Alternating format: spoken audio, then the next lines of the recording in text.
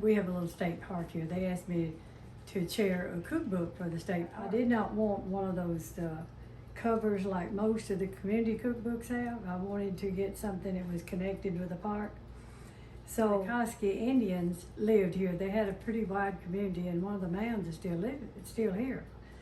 We had an artist that came from Little Rock, and she did a mural for the park that what she thought after reading the history about it, what she thought the Koski Indians looked like and how they lived. So when I was doing the cookbook, I thought, can I get this reduced to go on the cover?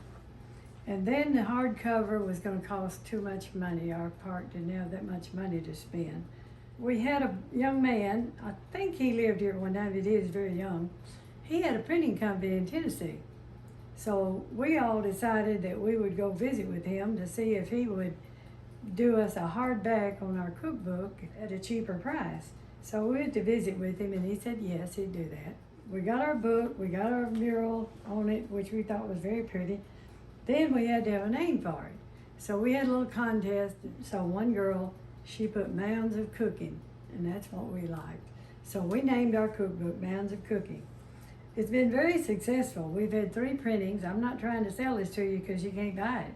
After the 3rd printing, the guy that had the printing company went out of business, and we couldn't get another printing. But about 6 months ago, the park called me, people worked at the park, and said, do you mind if we get this cookbook reprinted? And I said, well, it doesn't belong to me. I did it as a favor to the park. They're thinking about having a reprint. But we entered our cookbook in a national contest, and we won first place for the best community cookbook. Anyway, we're very proud of this cookbook, and a lot of the foods that I'm cooking will be listed in this cookbook. Now, we ended up with a great cookbook.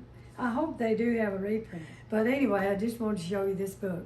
A lot of the recipes that you're going to be seeing on my YouTube will come out of this cookbook.